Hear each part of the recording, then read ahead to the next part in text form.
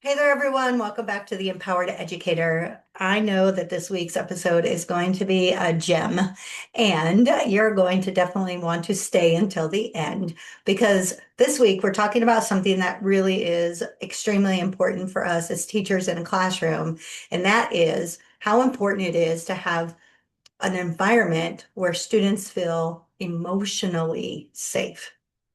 Now, I think back to when I first became a teacher. Oh my gosh, it's been so long, right? 30 years ago, 1995, almost 31 years ago, I come to Houston, Texas, where I was terrified myself. Not necessarily because I lived in a rough area or I worked in an extremely rough area, but because it was just so big and there were so many people and I had never driven on the freeways before. It was quite an interesting transition. And I also remember walking into the classroom thinking, okay, I need to keep all of my children physically safe. They can't fight. They can't just walk out of the classroom. They can't just go wherever they want. But when I think back to the like campus physical state of the campus, we were a campus. We didn't have any fencing around our school. None. We took up an entire city block with our fields and playground areas and parking lots and all of the things. But our doors, we didn't lock our doors. As a matter of fact, we didn't even get fingerprinted to walk into a classroom at that time in life to be able to work with our children. And we didn't think anything of it. Not because there was never anything that went wrong in 1995. Things went wrong, but it wasn't always in our face like social media does for us now, right? And I don't know, we just walked in feeling like, okay, you put rules in place, you keep your students in the classroom where you can see them and you let them do what they need to do. Now, for physical safety, we had a few things in place as a campus. For example, and I was an elementary campus, so at the time, if more than three students had to use the restroom, we scheduled classroom restroom breaks. And we didn't leave our students out in our portable room just to go into the restroom. So if the teacher had to go to the restroom, we scheduled a break, right? Also, we walked in a line and we counted our kids and we knew where our kids were. And if a student did have to go into the building, I was in a portable building, they went with a buddy, but they got in and out of the building even. The doors weren't locked in the building. It was crazy. Yes, over the last 30 years, we've had to put some physical safety mechanisms in place because we know what the world is now. However, today I'm not necessarily going to focus on those safety measures. You know, especially if you're in Texas, I know what's happening right now in Texas. I can't speak for every other state. However, I know that we have to have locked doors. We have to have one main entry point. We have to sign people in. We have to check all of the things, right? Classroom doors have to be closed. But today I want to talk about emotional safety. You know, this one hits hard for me. You heard me share last week, if you watched last week's episode, that I was a kid that I needed my teachers. I needed people to believe in me, to help push me so that I could be the person and the adult that I was meant to be. I also needed a space in my classroom where I could feel safe. I had a tumultuous, I think that's how you say it, upbringing, right? I had alcoholic parents. There was physical abuse in our family. I had physical abuse done to me as well. There is a lot of stuff that had gone on. I needed my learning environment to be an emotionally safe space for me. And recently, I've been thinking about some of the work that I've done in various schools as I support people. And I think about how we are in an era, and I truly believe this. I don't think students are worse than they were 10 years ago, 20 years ago, even 30 years ago, because I had some very challenging students when I was in the classroom. I do think, as I mentioned before, social media puts everything front and center so we know about more things. And I do believe our legislation puts rules into place that makes it more difficult to be able to take care of situations. I also believe that when you have the right systems in place and you have the right environment, it does help to eliminate or contain some of the behaviors. But as I wrote in this week's blog, we're never going to have classrooms where we have zero behavior, right? But I also notice that we're much more accepting for children to be individuals, for them to be okay with walking into school with messy hair, with mismatched socks, wearing different types of clothing that's less traditional than it was 20 or 30 years ago. Society has accepted people for who they are, which I think is a great thing, but it also has made learning environments a little bit different. And if you're a student who is used to a more traditional track of life, and you see a student come in who is, what do I want to say, kind of marching to their own beat of the drum, right? Then how do you handle that as either student? If the student that's used to everything being in a traditional manner, this is different for you. And you may not know how to accept differences, where vice versa, you being a little different and doing your own thing, you just might assume everybody's going to accept that, and they don't. I think that contributes to conflict with students. It contributes to behavior concerns, bullying, and different things like that. But I also have found, and this is the one that really breaks my heart, not that the other doesn't, it does. I think we have to teach tolerance and understanding. And I know right now, with everything that's happening in the United States, that's not necessarily a practice that people are embracing. But I also know that we've got some educators out in the world, whether it be classroom level or building level, or even maybe superintendent level, that maybe our environments are not as safe for students who have different needs. I'm part of a new book project that's coming out in April, Daring to Belong.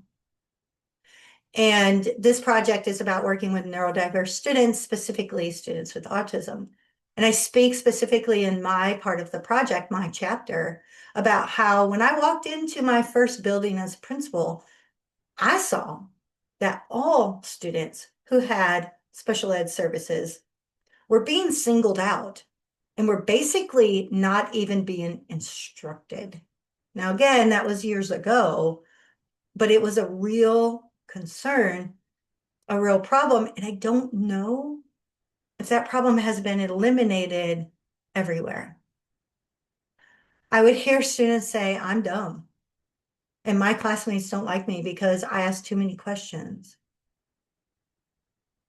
I learn different. I look different. I act different. And then I've seen it on the exact other end of the spectrum. High achieving students who think differently, criticized, not just by peers, but also by the adults for thinking differently, for asking questions. And the sad thing is, I hear that with supervisors to employees also. We're talking about classrooms today specifically. So I want to ask you, is your classroom a space that is emotionally safe for students to come and learn and be who they are, to take chances? Now, that might be a really hard question to answer because you might be thinking exactly how I was thinking when I was in the classroom. How do I know? I think we have to look at every single one of our students, which means, teachers, we have to know our students. We have to know our students, and if we haven't gotten to know them deep enough yet, I mean, this is second week of February as I'm recording. I think that We should have by now. But if you haven't, you better be taking some really good anecdotal notes when students are in your classroom. Who are, sorry, the fast finishers? Who is the student that asks a lot of questions because they're challenging the traditional track of learning? Who is the student who's asking a lot of questions because they have no idea? Who is the student who's in trouble because they don't know how to do the work? Which students talk with their peers? And which students sit alone at the cafeteria or play alone at recess?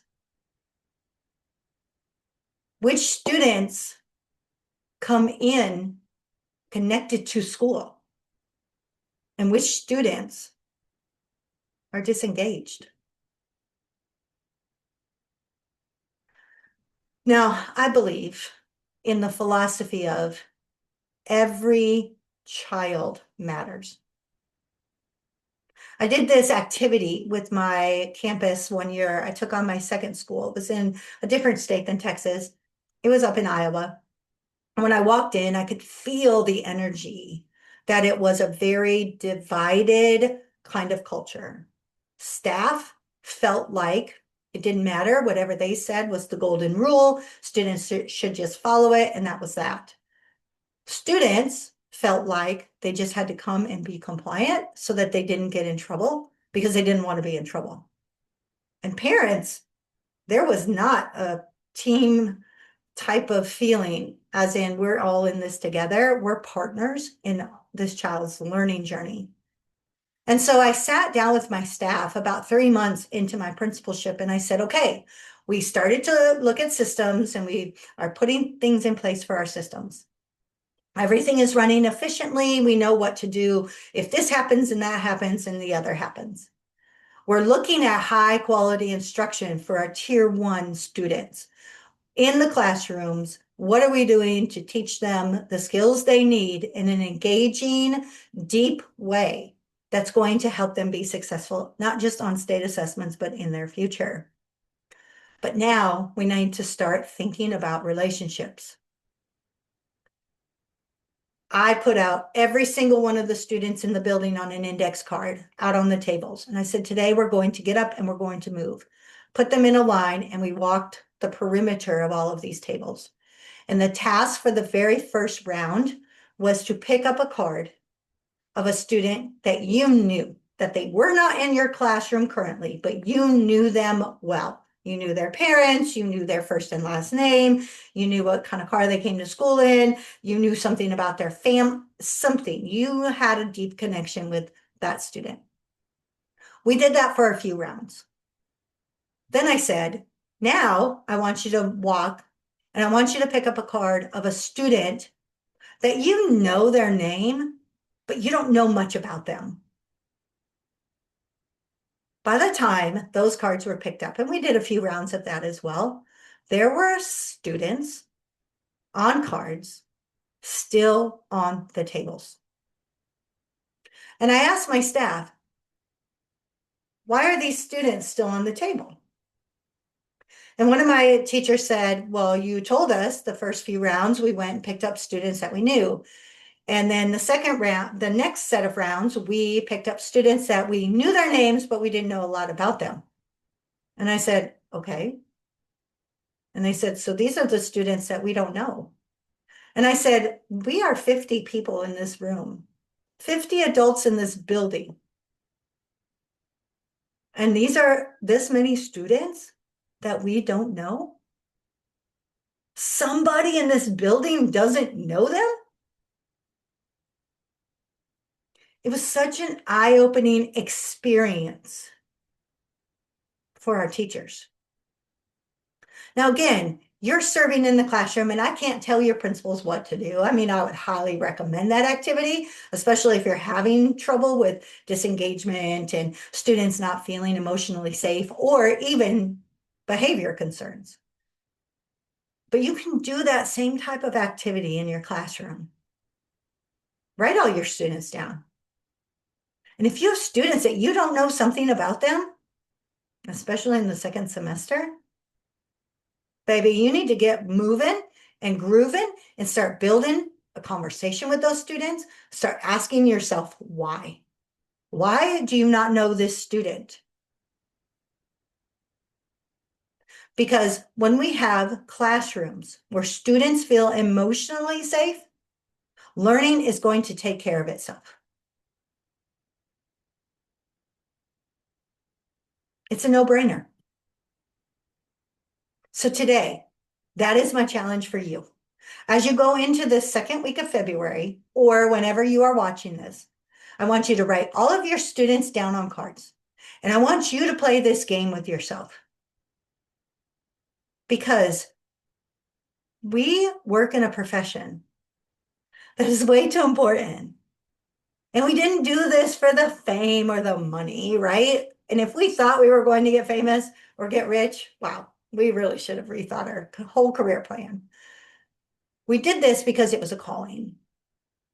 Because we know children are going to shape our future. And I know that sounds cliche, but it is absolutely the truth.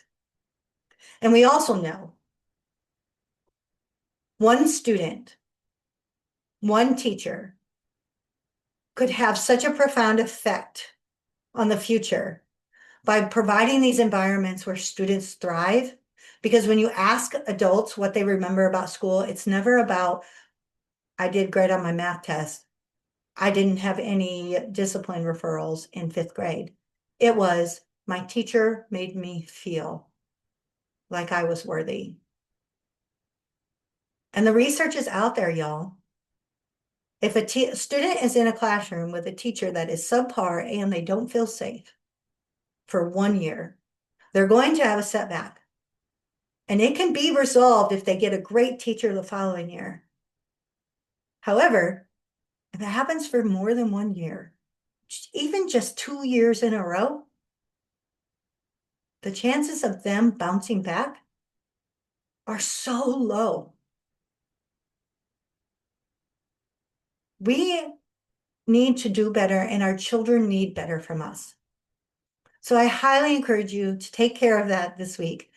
Look at where your students are, what ones are following those disengagement patterns and things, but more importantly, play that game with yourself, because it will make a huge difference moving forward if once you find out which students you don't know, you get on it and you start learning. All right, y'all. I hope you have an amazing week coming up, and I'll see y'all next week right back here on Empowered Educator.